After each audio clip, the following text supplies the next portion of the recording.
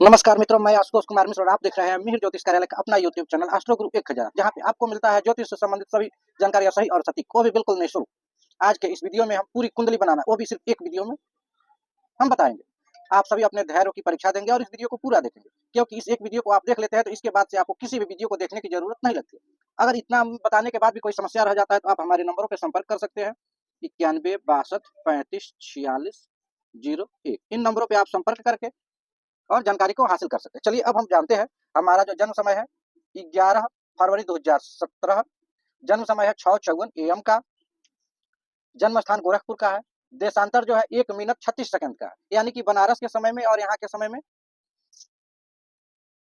1 minute standard समय, मानक समय और स्थानीय समय में 1 मिनट 36 सेकंड का अंतर है। वही काशी के समय में और यहाँ के बनारस काशी के समय में और गोरखपुर के समय में घटी पल में अंतर जो है वह 4 पल का है। तो अब हम यहाँ से अपने गणित को शुरू करते हैं।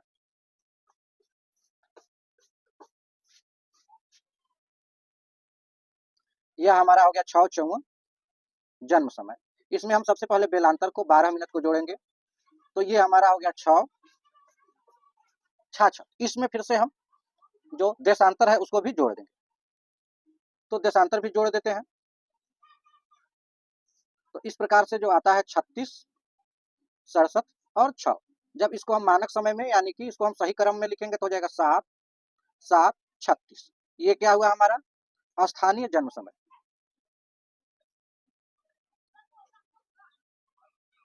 ये हो गया हमारा स्थानीय जन्म समय। स्थानीय जन्म समय को निकालने के बाद अब हम निकालना सीखेंगे स्थानीय सूर्योदय। तो पंचांग जो है वह काशी का है और काशी में सूर्योदय जो है 6:27 पे हो रहा है। तो अब इसमें हम जो देशांतर है उसको जोड़ देते हैं, 1 मिनट 36 सेकंड। तो ये हमारा हो गया 6। चूंकि देशांतर जो है वह प्लस में है तो जब सूर्योदय निकालना होगा तो हम उसको माइनस करेंगे। तो यहाँ पर हमारा हो गया 6, 25 और 24। ये क्या हो गया, यह हो गया स्थानीय सूर्योदय।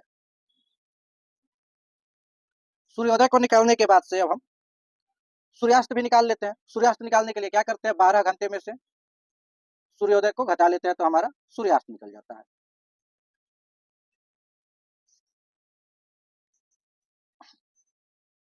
तो सूर्यास्त हो जाएगा 36, 35, 5, यानी कि 5:35 पर क्या होगा, सूर्यास्त होगा। अब सूर्यास्त भी हम निकाल लिए, तो अब हमें नक्षत्र को देखना होगा कि कौन सा नक्षत्र गत नक्षत्र है, कौन सा वर्तमान नक्षत्र है। तो आप सभी जब 2017 के पंचांग में देखेंगे तो पाएंगे कि गत नक्षत्र का मान जो है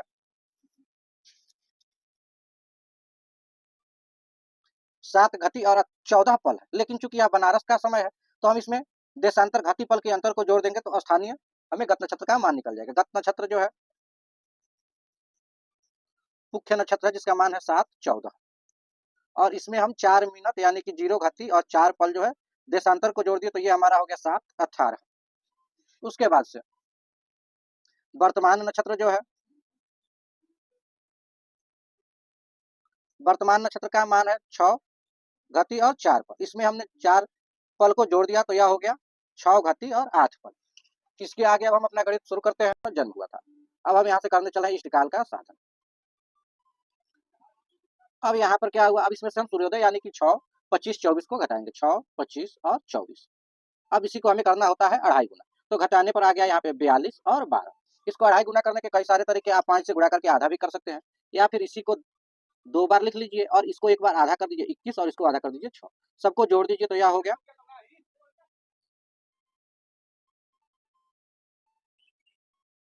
तो अब इसको हम जोड़ते हैं तो ये हो गया 12 और 12 24 और 6 30। इसको जोड़ दिए तो 2 2 4 1 5, 4 4 8 2 10, ये हो गया 105। अब इसी को हम लिख सकते हैं 1, 45 और 30। चूंकि यह आधे के बराबर है तो अब इसी को हम अपना कैलकुलेशन आसान करने के लिए लिख सकते हैं। इष्टकाल को 1:46, यही हमारा क्या हो गया, इष्टकाल हो गया। यहाँ तक का वीडियो आप सभी को समझ में आया होगा, आशा है। चलिए इसके आगे अब हम लोग भयात और भभोग निकालना सीखते हैं।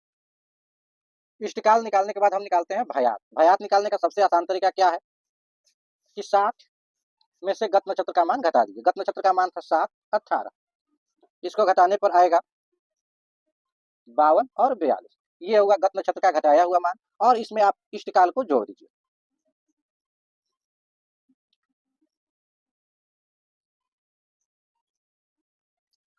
चूंकि 88 हो जा रहा है 60 से अधिक है, तो इसको हम कर दिए 54 और इसको कर दिए 28। यही हमारा क्या हो गया, ये हो गया भयात। इसके बाद निकालना हम शुरू करेंगे भभोग। भभोग निकालने का सबसे आसान सा तरीका क्या होता है, तो गत नक्षत्र का घटाया हुआ मान यानी कि 52 42 और इसमें हम जोड़ देते हैं इष्टकाल को, वर्तमान नक्षत्र के मान को। चलिए यहाँ पर हम आपकी सुविधा के लिए लिख दे रहे हैं। ये हुआ गत नक्षत्र का मान,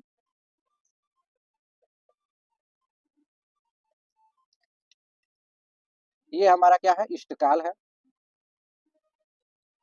ये हमारा हो गया भयात, ये हुआ गत नक्षत्र का घटाया मान, और यह हो गया वर्तमान नक्षत्र का मान।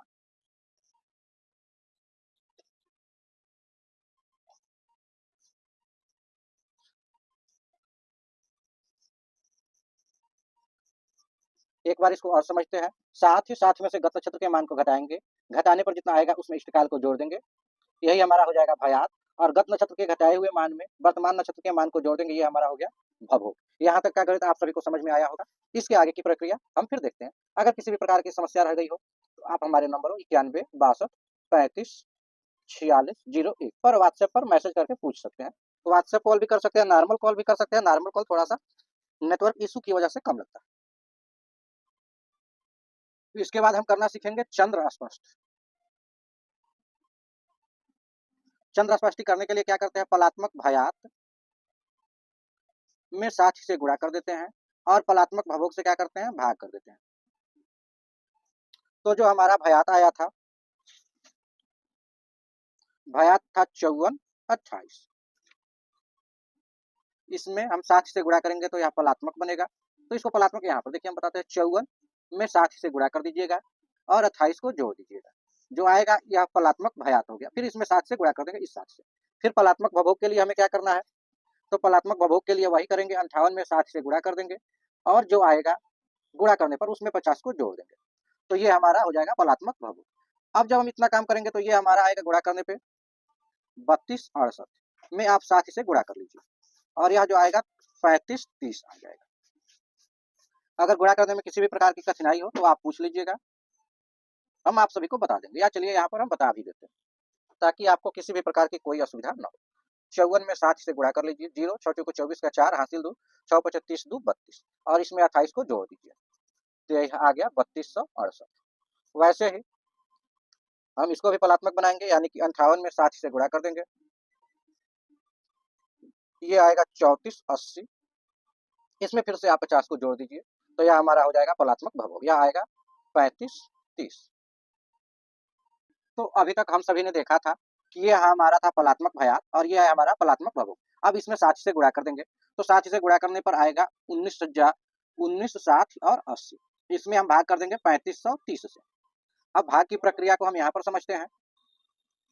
3530 से हमें भाग देना है 19 60 और 80 में, तो यहाँ 55 बार में जाएगा, 55 बार में जाने पर आएगा 19 41 और 50, यहाँ पर हो गया 19 30, इसमें हम 60 से गुणा कर देंगे, 60 से गुणा करने पर आएगा 11 58 00, फिर हम इसी अंक से यहाँ पर भी भाग देते हैं 55 30 से, तो अब यह जाएगा 32 बार में, 32 बार में आएगा आपका 11 29 60, इसको अब हम घटाते हैं तो यहाँ पे आया 28 और 40, फिर इसमें हम 60 से गुणा कर देते हैं,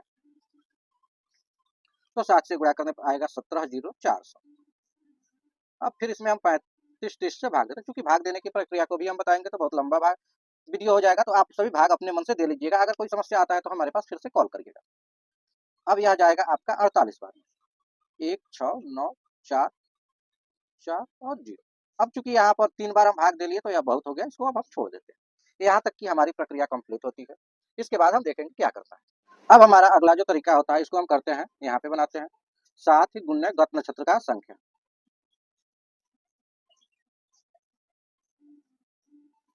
और प्लस कर देते हैं। यहाँ पर जो भाग देने पर हमारा मान आया था यानी कि 55 32 और 48, और इसमें हम 2 से करेंगे गुणा, फिर जो आएगा उसमें हम कर देंगे 9 से भाग। आप सभी को स्पष्ट दिखाई दे रहा होगा।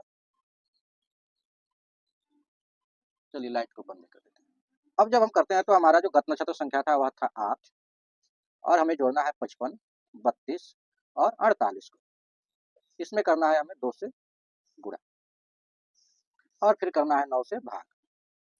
तो जब हम गुणा करते हैं तो यहाँ पर आएगा 480, इसमें अब हमको जोड़ देना है 55, 32 और 48 और फिर जोड़ने पर जो आएगा उसमें हमें 2 से गुणा करना है। तो जब हम जोड़ते हैं तो यहाँ पर आएगा 535, 32 और 48। अब इसमें हम 2 से गुणा करेंगे तो 2 से गुणा करने पर आएगा 1070, 64 और 96। चूंकि यह दोनों 60 से अधिक है तो इसमें हम 60 को घटाते हैं तो यहाँ पर हो जाएगा 1071, यहाँ पर होगा 5 और यहाँ पर होगा 36। अब इसमें हमें 9 से भाग दे देना है। तो जब 9 से भाग देते हैं तो ये हमारा एक बार में गया, यहाँ पर हुआ 1 और यहाँ पे हुआ 7। अब फिर से एक बार में जाएगा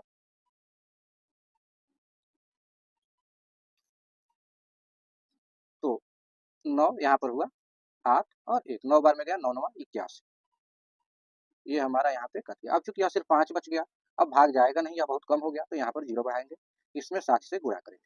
यहाँ पर शेष बचा होता तो हम 60 से गुणा करके इसमें लाके जोड़ के फिर भाग देते, लेकिन चूंकि यहाँ पे हमारा कट गया तो ये हो गया 300।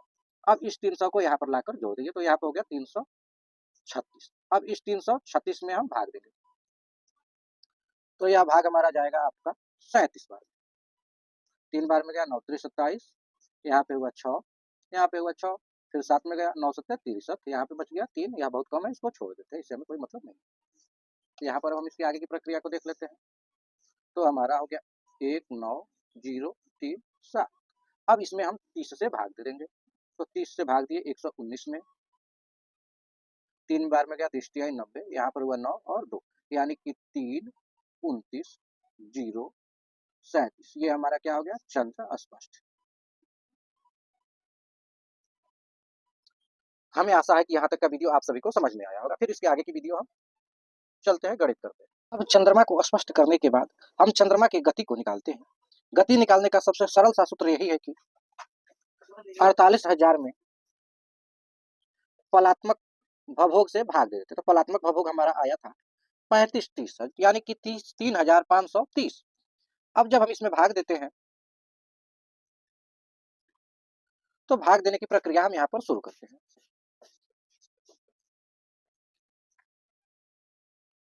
तो यह 13 बार में जाएगा। 13 बार में भाग ले जाने के बाद अब यहाँ पर हो गया घटाए तो 2 1 1 0, फिर इसमें हम 60 से मल्टीप्लाई यानी कि गुणा करते हैं। गुणा करने पर आ गया 12। अब इसमें फिर से हम भाग देते हैं इसी ऊपर वाले अंक से। अब भाग देने पर 35 आया। अब इसको घटा लिए तो यहाँ पर आ गया 3 0 और 5 0, फिर इसमें हम 60 से गुणा कर देते हैं तो 60 से गुणा किए तो आ गया 1 8 3 और 00। इसमें फिर से हम इसी अंक से भाग देते हैं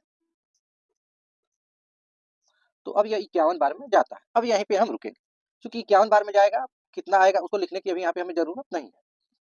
अब यह जो हुआ यह, इसमें हम 60 से कर देंगे गुणा, यानी 13 छक्के हुआ 78 780 और यहाँ पर जो अंक है इसको हम जोड़ दिए तो यहाँ पर हो गया 5 8 3 11 का 1 7 1 8, यानी कि 815 और ये हो गया हमारा 51।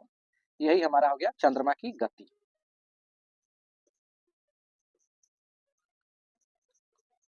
तो ये हो गया इस प्रकार से चंद्रमा की गति। अब जब हम चंद्रमा की गति निकाल लेते हैं तो इसके बाद हमें लग्न को स्पष्ट करना होता है।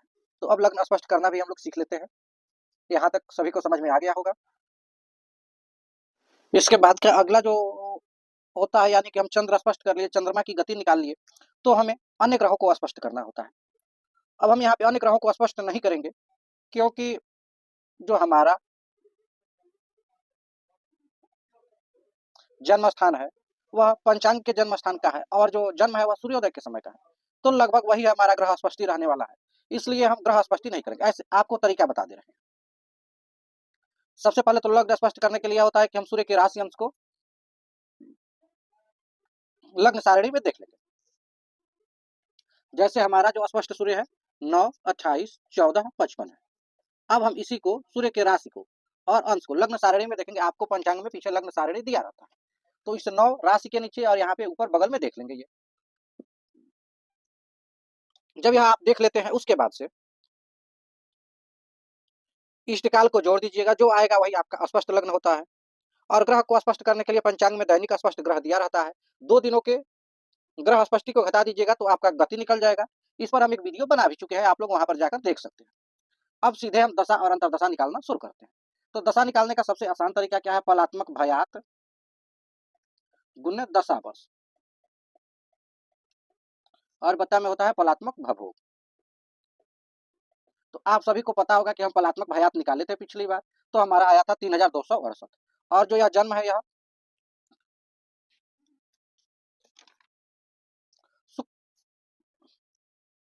बुद्ध की दशा में जन्म हुआ है, और बुद्ध का जो दशा वर्ष है वह 17 वर्ष होता है। अब किसकी दशा में जन्म हुआ यह हम कैसे जाने?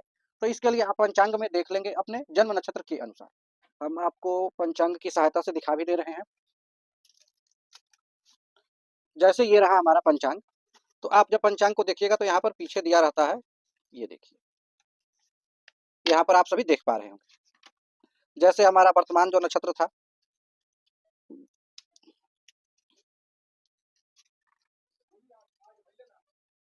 अश्लेषा था, यहाँ पर आप सभी लोग देख पा रहे होंगे।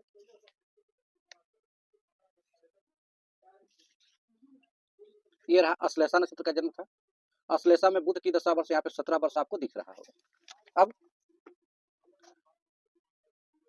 हम 17 से गुणा करेंगे और 35 30 से भाग दे देंगे। अब यहाँ पर गुणा करने पर आपका आएगा, गुणा कर लीजिएगा, इसमें यही आएगा।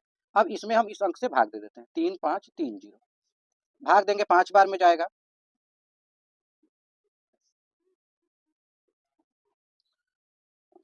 15 बार में इतना आएगा। अब इसमें जो आ गया गुणा भाग देने के बाद जो शेष बचा, इसमें 12 से गुणा कर दीजिए, फिर इसमें हम भाग देंगे, तो ये आपका आएगा 8 बार में।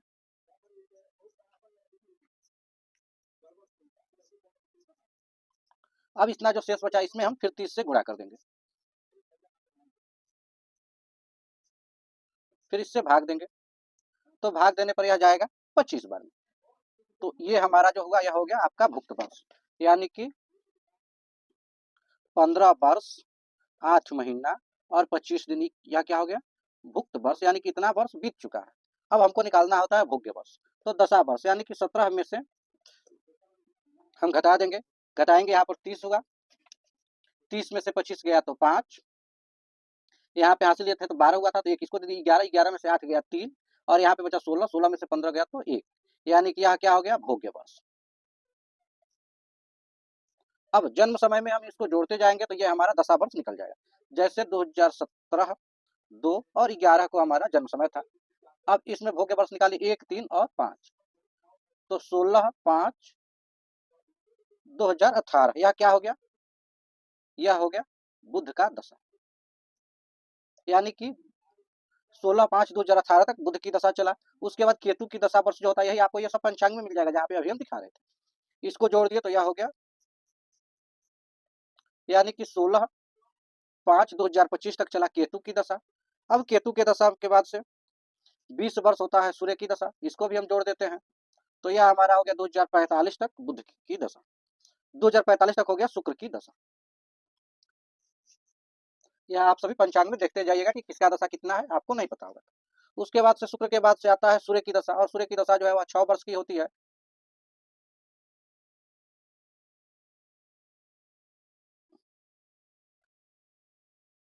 इसके बाद से हमारा जो हो गया चंद्रमा की दशा आता है, चंद्रमा की दशा वर्ष जो है वह 10 वर्ष की है। उसके बाद से चंद्रमा के बाद से आता है मंगल की दशा,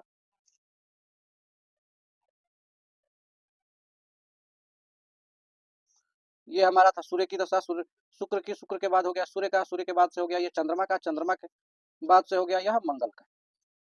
अब यहाँ पर तो जगह नहीं है, तो हम इस साइड में इसको कैलकुलेट करते हैं।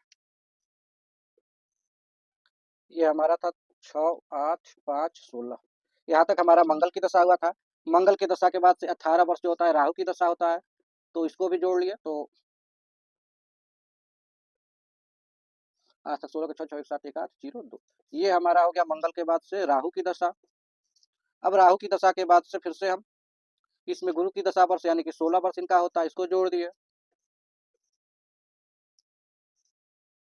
यानी 21,002 तक चलने वाला है ये आपका गुरु की दशा।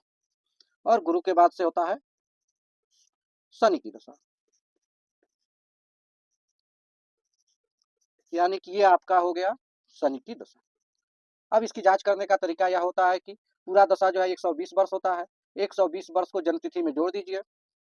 जैसे मान लीजिए हमारा जन्म तिथि जो था वह था 2017 2/11। इसमें अब हम 120 वर्ष को जोड़ दिए तो एक एक यहाँ पे हो गया 2, यहाँ पर हुआ 7, 2 1 3, 2137 आ रहा। और इसमें अब जो था हमारा भुक्त वर्ष को घटा दीजिए, यानी कि 15, 8 और 25 को। तो जब इसको हम घटाएंगे तो यहाँ पर हुआ 30, 10 40 41, 41 में से 5 गया तो 6, और यहाँ पे बचा 3, 3 में से 2 गया तो 1। यह हासिल एक इसको दे दिया तो यहाँ पे बच गया 1, इधर से आया तो 13, 13 में से 8 गया तो 5, यहाँ पे बचा 6, 6 में से 5 गया 1, और यहाँ पे बचा 3, 3 में से 3 तो है, 3 में से 1 गया 2, और ये हुआ 21। यानी कि 16, 5, 2, 21, 21 आ गया। तो ये हमारा दशा यहाँ तक का सही है। इसके बाद से अब हम अंतरदशा भी निकालना सीख लेते हैं। हमारा जो निकाला गया दशा वर्ष था उसमें आप सभी ने देखा था कि यहाँ पर किनारे हम लिख रहे हैं 2018 में, यानी कि 16/5/2018 तक बुध की दशा था। उसके बाद से जो था 16/5/2025 तक जो था वह केतु का दशा था। क्योंकि इस समय वर्तमान में हम 2025 में है और मार्च महीना यह चल रहा है, अभी हमें कुंडली बनाना है, तो इसकी दशा निकालेंगे तो हम पिछले समय में क्या हुआ उस घटनाओं को जानेंगे। लेकिन हमें तो पीछे क्या हुआ उसके बारे में कोई जरूरत है नहीं, हमें वर्तमान में देखना है। इसलिए सीधे अब हम शुक्र की अंतरदशा निकालना शुरू करेंगे। आप लोग अगर पीछे निकालना चाहते हो तो निकाल लीजिएगा। तो वही पंचांग में आप देख लीजिएगा कि किसकी दशा, यानी कि जैसे शुक्र की दशा में किस ग्रह की अंतरदशा कितने वर्ष की होती है। जैसे चलिए या तो हम पंचांग में भी आपको दिखाते हैं। यहाँ से हमारा शुक्र की दशा शुरू हुआ था, यानी कि 16/5/2025 से शुक्र की दशा प्रारंभ हो रही है। अब देखिए यहाँ पर जैसे ही आप शुक्र की दशा वाला पृष्ठ निकालते हैं तो यहाँ पर सभी ग्रह की दशा दिया गया कि किसकी कितनी वर्ष है। जैसे यहाँ पर देखेंगे तो ये रहा शुक्र में शुक्र का 3 वर्ष 4 माह है, तो हम इसमें 3 वर्ष और 4 माह को जोड़ देंगे। तो ये आपका हो गया, यहाँ पर हो गया शुक्र में शुक्र की अंतरदशा हुई। इसके बाद से 1 वर्ष जो है सूर्य की दशा अंतरदशा चलेगी शुक्र में, तो यहाँ पर हो गया, यानी कि शुक्र में सूर्य की जो अंतरदशा है वह 16/9/2029 तक चलेगा। उसके बाद से 1 वर्ष 8 माह शुक्र में चंद्रमा की अंतरदशा चलता है। तो 16, 9 8 17 हो गया, तो 17 को यहाँ पर हम 5 लिखेंगे और 1 को इधर ला दिया, तो 29, 31, 1 31 हो गया, यानी कि 2031 तक चलेगा शुक्र में चंद्रमा की अंतरदशा। उसके आगे मंगल की अंतरदशा जो होता है शुक्र में वह 1 वर्ष 2 माह चलता है। इस प्रकार से आप इसको जोड़ लीजिएगा। तो ये हमारा इस प्रकार से अंतरदशा, आप पूरी अब अंतरदशा निकाल लीजिएगा। अगर पूरा हम यहाँ पे बताते हैं तब तो यह वीडियो बहुत लंबा हो जाएगा। इस वीडियो में इतना ही, फिर मिलते हैं एक नए वीडियो के साथ। तो अगले वीडियो में हम जन्म पत्रिका में कैसे भरते हैं उसको बताएंगे। अगर आपको यह वीडियो अच्छा लगा हो तो लाइक कर दीजिए, और आपको लगे कि यह जानकारी आपके दोस्तों को भी जानना चाहिए अथवा किसी भी ऐसे व्यक्ति को जानना चाहिए जो अपना जन्म कुंडली स्वयं बनाना चाहता है, या अपने घर के अपने रिश्तेदार लोगों की जन्म कुंडली स्वयं बनाना चाहता है, तो आप उसके पास यह वीडियो शेयर कर दीजिए। अगर किसी भी प्रकार की जानकारी लेना हो तो इस नंबरों पर संपर्क करिए, अथवा आप अपने घर में किसी भी व्यक्ति का जन्म पत्रिका बनवाना चाहते हैं तो भी इस नंबरों पर संपर्क कर सकते हैं।